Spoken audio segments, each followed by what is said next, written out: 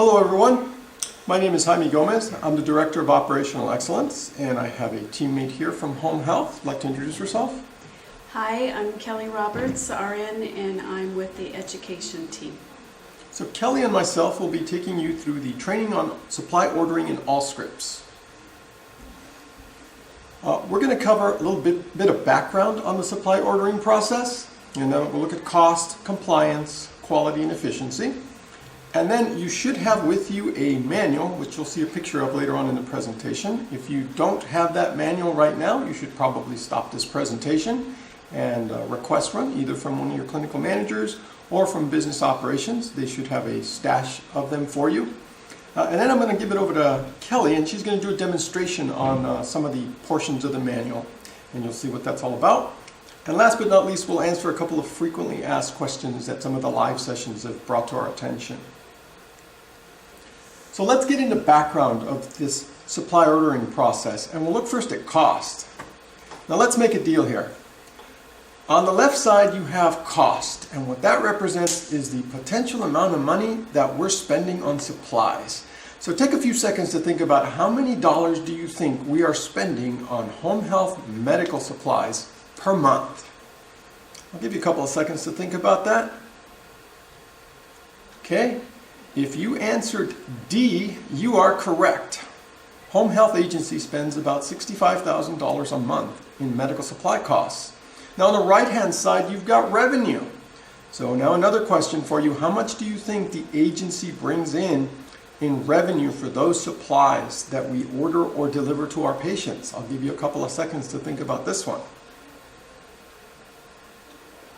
If you answered B, you would be correct for 2013. If you answered C, you would be correct for the end of the fiscal year 2014. So you can see there's a difference, a negative difference between our cost and our revenue. So it becomes critically important to use this process in order for us to capture revenue to pay for the cost of the supplies that we're delivering or ordering for our patients. Let's move on to compliance and quality. From a regulatory standpoint, we do need to capture in our charts the supplies that we've ordered or delivered to our patients to go along with the doctor's orders. At the same time, it's critically important to get accuracy of orders really well. Think about 75 nurses working out there in the field and trying to describe the same item in their own way to our business operations liaison. Consider there's 500 items. You can probably guess there's a high potential for wrong items being delivered because of misinterpretation of what the nurse wanted versus what the business operations liaison actually ordered. So again, quality is improved by this process and regulatory compliance is improved by this process. Now what about efficiency? Well, the use of this process should minimize steps in ordering. The old-fashioned way, not too long ago, was to place a phone call. So that means you had to track down the phone number, track down the business ops liaison, leave a message, long and drawn out describing what you wanted and how many you wanted. Either that or you had to type out a very long note, again, describing what you wanted and how many. So using this process, as Kelly will show you, should reduce time in terms of typing out all these long descriptions. Also, it should reduce some follow-up clarification calls to business operations or to your clinical manager in terms of unclear orders for items that were ordered. So this is a picture of the manual I just spoke about in the agenda. So you should have one of these. And what I'm going to do is I'm going to walk you through the various sections in it. There are 6 sections there, as you can see. The first one is going to be a couple of lists that I'll show you. Then I'll give you a real brief overview of the car stock process, the ordering process, viewing of orders, and business operations verification. Again, Kelly's going to walk you through these in just a second. All I want to do is illustrate what is in our manual. So right in the front section, there are a couple of lists.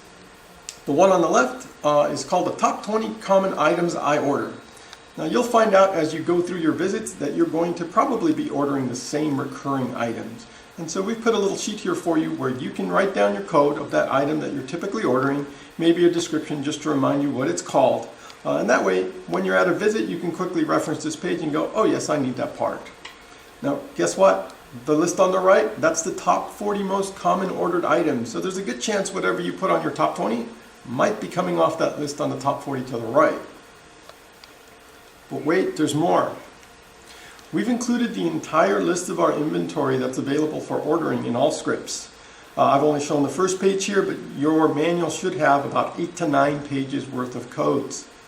You'll notice the code column is alphabetized, and you probably are noticing there's a little prefix in letter form. These prefixes designate different groups of family of items.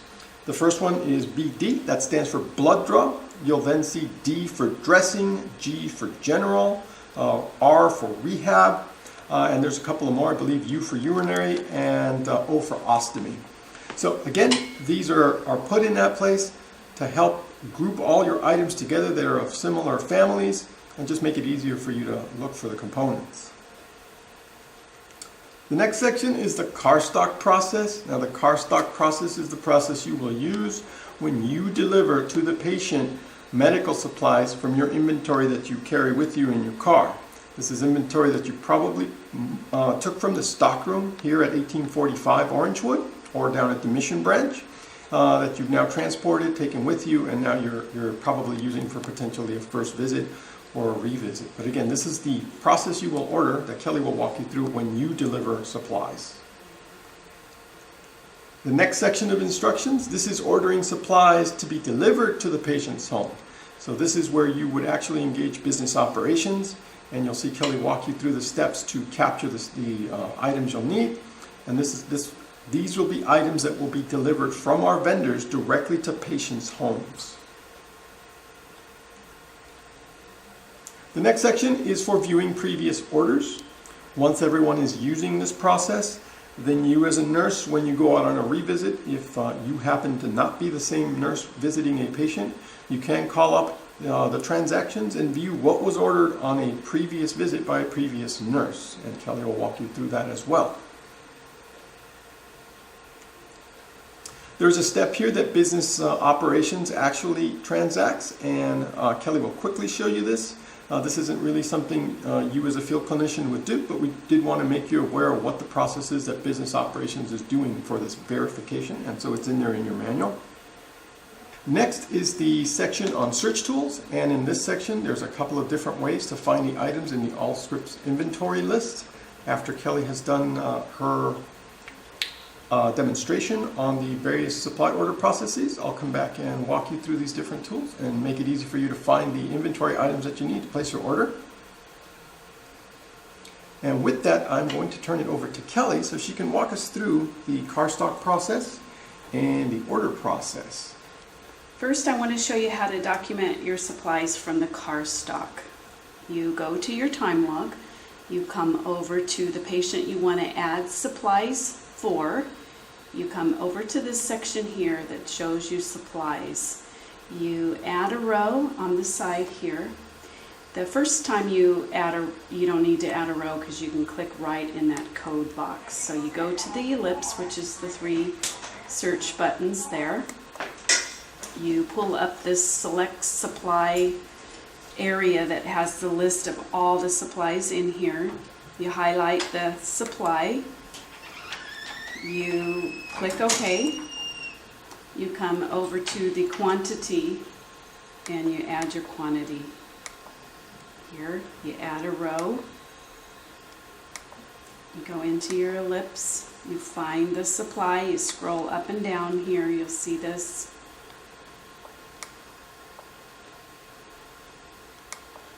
You highlight. You click OK.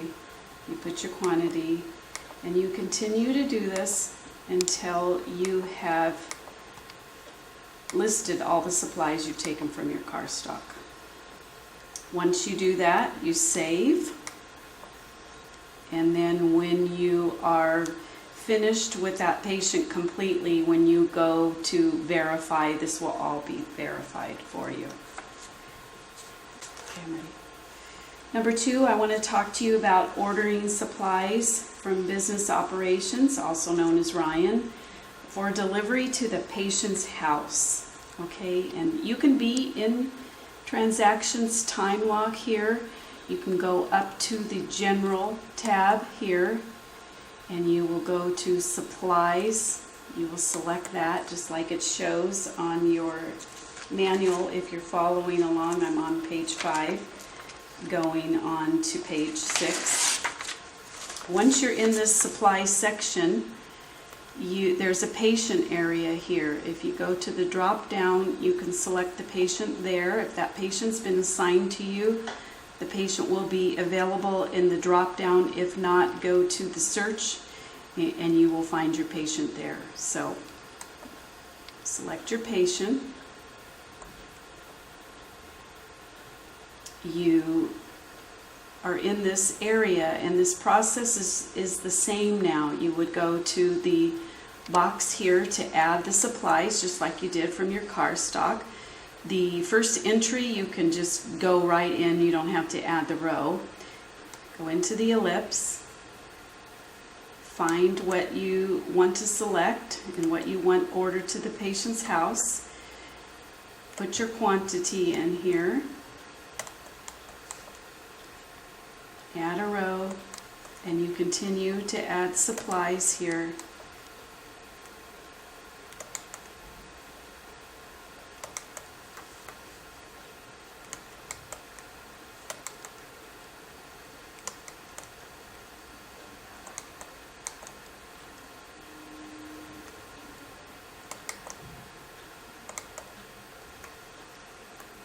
If you forget to put the quantity in, you will get a prompt when you go to save it that will ask you for that. So I'll demonstrate that now for you. If I go up to my save button here, I should get a prompt, and I did, and it's asking me for the quantity. So remember to put your quantity in there and then save.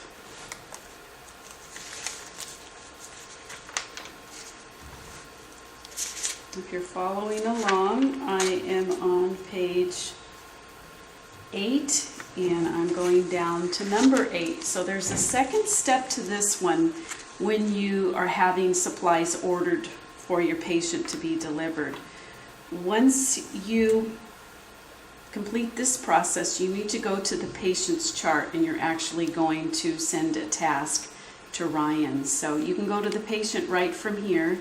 This, if you hover over it, it'll say patient. It looks, some people think it looks like a yellow candle or a Lego, so click on that.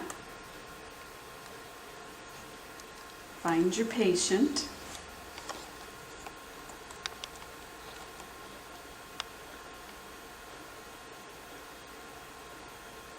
Go to patient tasks, and you are actually going to send a task to Ryan. Send a task to Ryan to notify him to place an order from the supply list. If you need to add more details or special instructions, add them in the comments section of this task. If you do not task Ryan, the supply order will not be placed.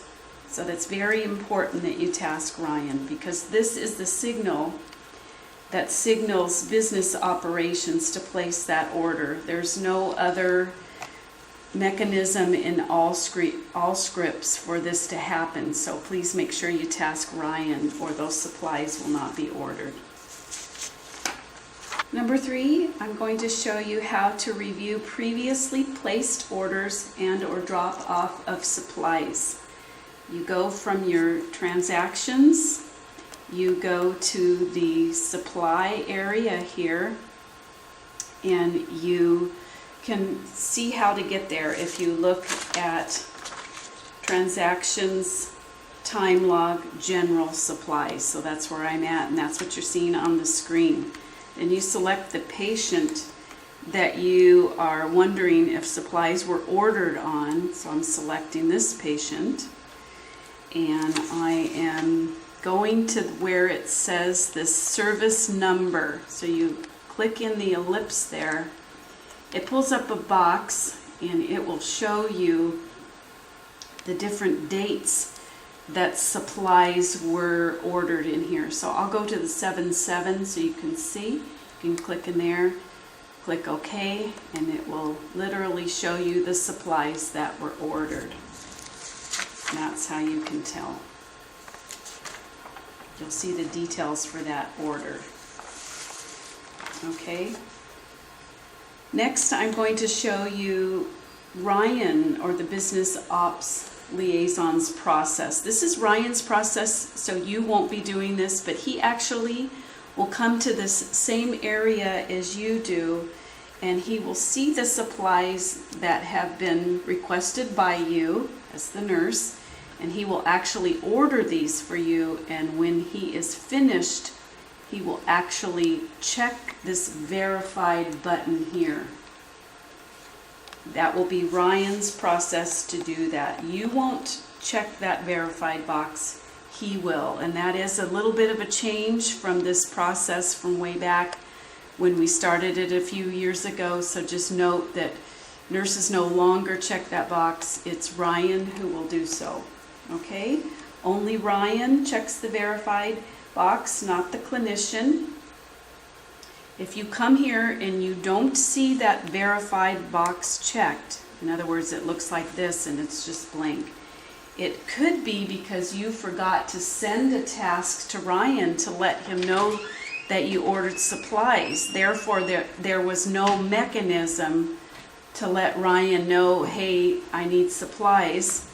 If you did not send that task, then he does not know to come into this patient's chart here and order supplies. The other reason might be that Ryan just forgot to check that verified box, or check it, or maybe he just hasn't ordered those supplies yet.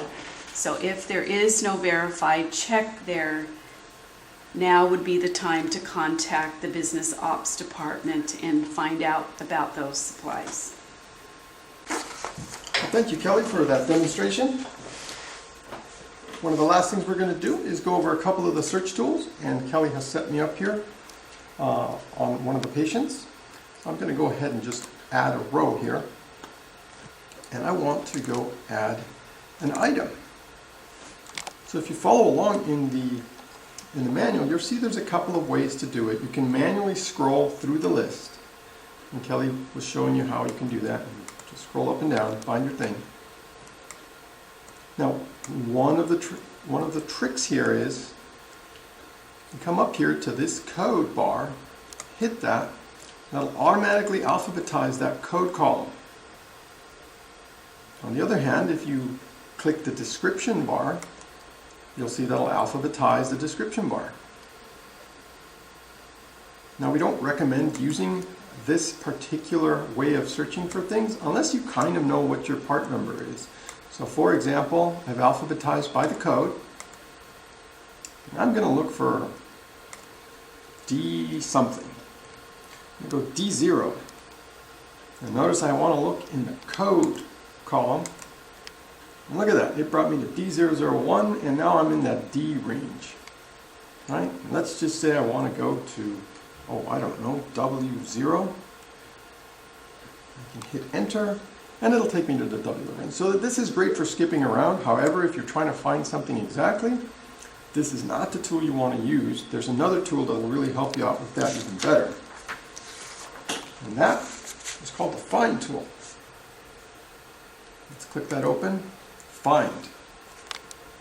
I'm going to move this out of the way a little, give us more space.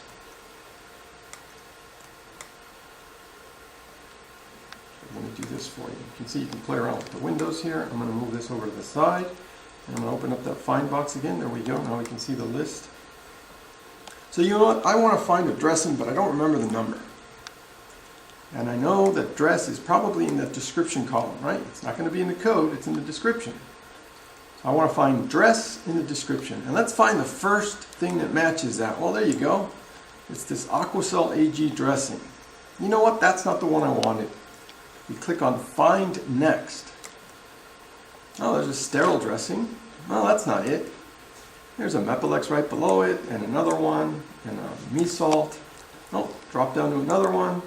You can keep going trying to find dress, and eventually it'll say you've reached the last record without a result. Do you want to continue from the beginning? Let's just say, you know what, maybe it was that second one. I want to take a look at that again. Well, you can go ahead, click yes. Takes you to the first one. It's like, what was that second one? Oh yes, that's the one it was. So you can see this is great for finding words in there. Let's see. Kelly, what was that other one we usually try to find? Is it bandage? Yes. Okay, let's try and find bandage. In fact, you know what? We'll just type band. And let's see. And remember, you want to find the first one, so it takes you to the top of the list. Oh, there's an ace bandage. I don't think that's the one we want. Oh, well, I guess that's the only one there is. So you can see that quickly lets you know, well, that's the only bandage you're going to get on this list. And I could say yes, but in this case I'm going to say no. We'll give you one last demonstration on this. What's another supply that we typically use? I think... Syringe? Oh, syringe, that's right. Let's see if there's a syringe. I think I spelled that right. Let's see. Oh, there's that syringe. Is there any other syringe? Oh, there's that one, and that one, and that one. There's a number of syringes. There you go. So you can see if you're trying to find something based on the description, the find tool is the one you want to use, and you want to make sure you're in the column name description. See that? Description, not the code. Go into description. What is the last thing we'll set you up with here? So you got the find tool as I'm flipping through the pages in your manual. The what box.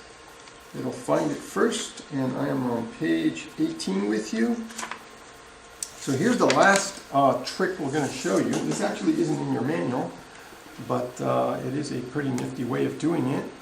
So I'm going to cancel this, and I'm going to, you know what? I already know I want a D003.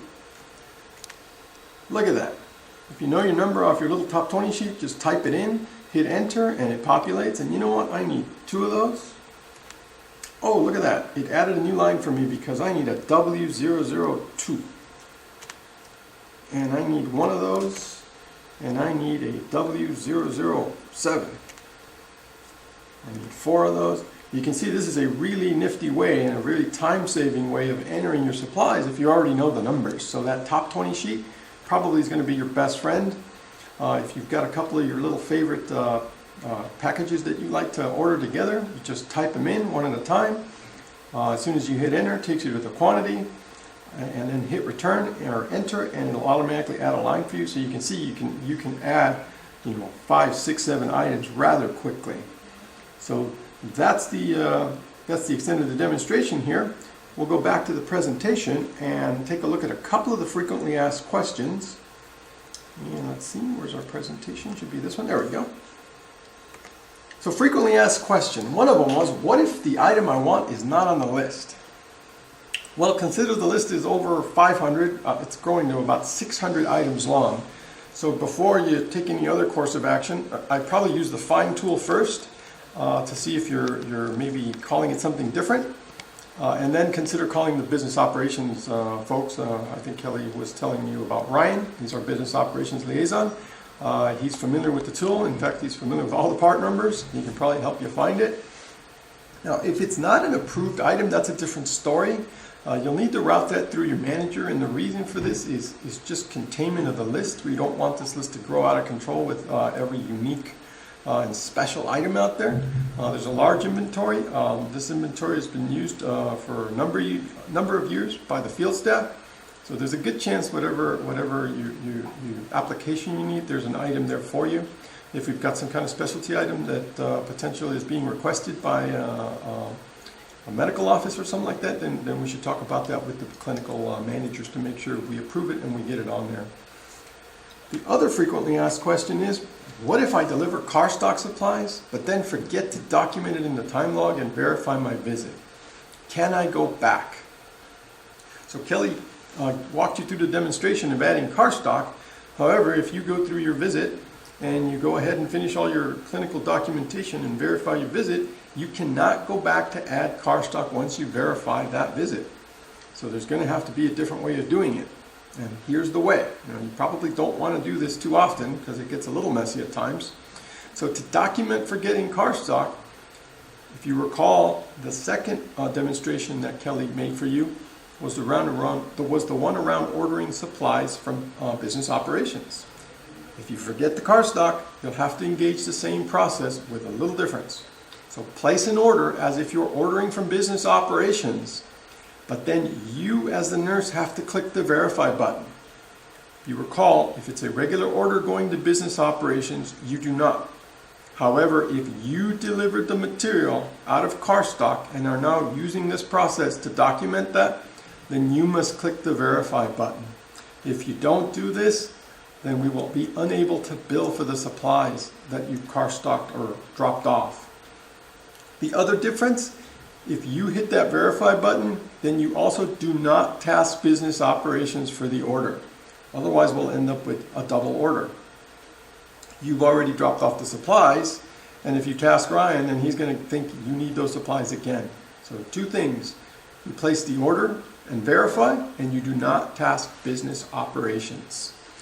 Those are the two frequently asked questions we've been getting from the field staff.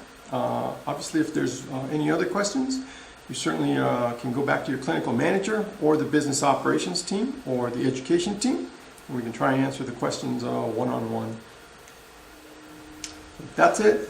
Thank you very much for your attention, and we hope you learned a lot today. Kelly? Thank you. We appreciate your time.